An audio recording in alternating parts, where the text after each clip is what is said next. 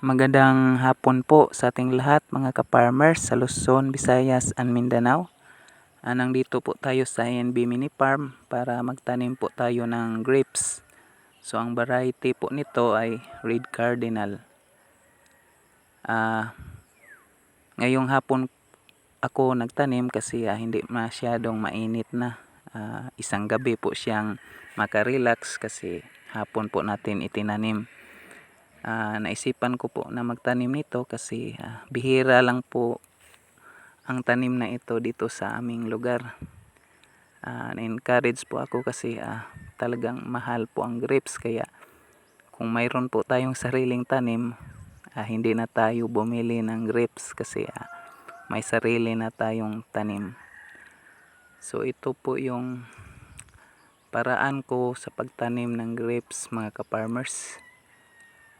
Hindi na po siya hirap palakihin kasi talagang buhay na siya. Malaki na po ang cutting na ito, kaya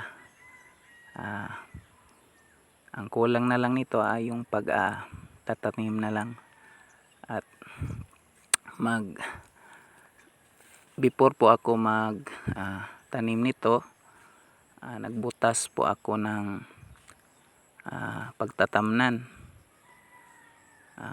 gaya nitong aking ginagawa. Nagbubutas po ako, tsaka pagkatapos naman nito na magbutas, lalagyan ko po ng mga organic gaya ng bulok na dagami ng palay. So gaya nito, at hinahalo ko po sa lupa para ang grapes natin ay madali lang makalaki kasi yung pinagtamnan natin ay matataba na klase na lupa.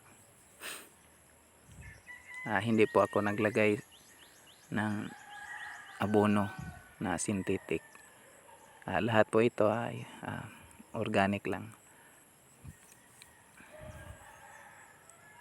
So before po natin itanim, kailangan kunin yung plastic para yung mga gamot ay hindi mahirapan gumagapang. Gaya nito, kinuha ko po yung plastic bag. So kagandahan itong grapes, ikaw lang mag-desisyon kung kailan mo pabungahin. Pero sa ganitong sitwasyon, matagal pa tayong magpabunga kasi ngayon po lamang tayo nagtanim. Maghintay po tayo ng 1 taon para makapagbunga. So ganito na ang kanyang forma mga ka-farmers. So ang ganda ng ating cutting na binili na Red Cardinal grapes. So ganito lang mga ka-farmers, kung gusto nyo magtanim, hindi masyadong lalimin ng pagbutas kasi para hindi po mahirapan yung ating tanim na grapes. So pagkatapos naglagay po tayo ng pagapangan gaya nitong poste para sa paglaki niya, mayroon ng guide ang ating grapes. So lagyan na lang po natin ng PC para guide niya.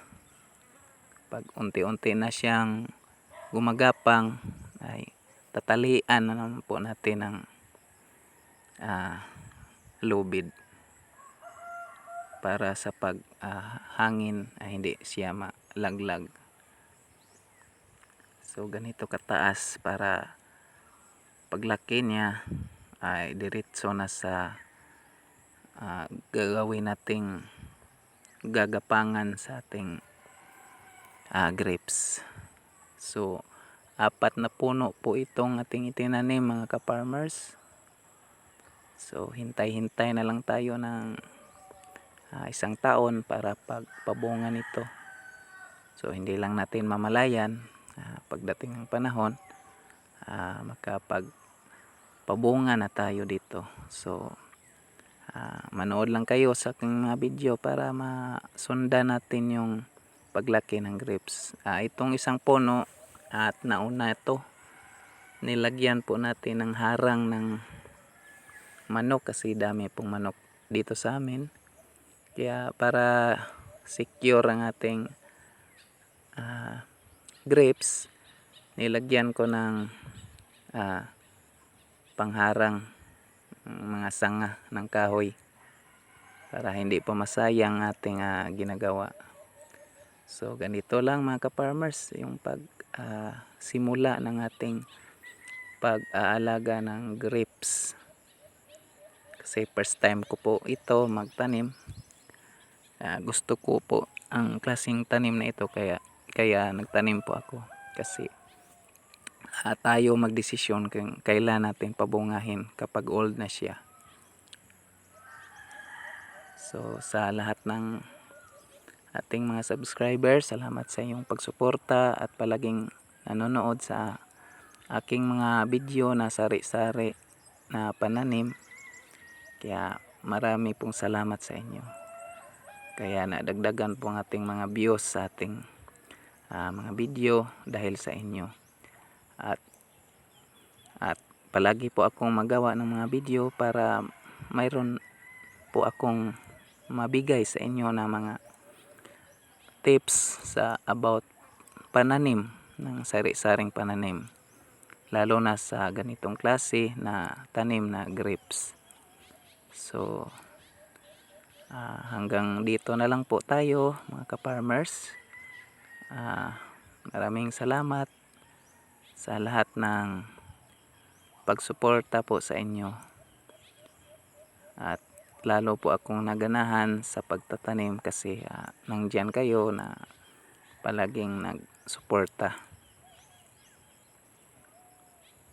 Kaya dito po ako nagtanim kasi malapit lang po sa tubig ng ating atabay kung sa Bisaya, kung sa Tagalog balon po to. So dito lang sa gilid ng ating balon. Hindi po natin mamalayan sa balang araw na lalaki rin ito. Ang ganda na mga ka-farmers, no? Talagang green na green ang kanyang dahon. So mga ilang buwan tataas rin to at maglagay po tayo ng lubid. Maraming salamat.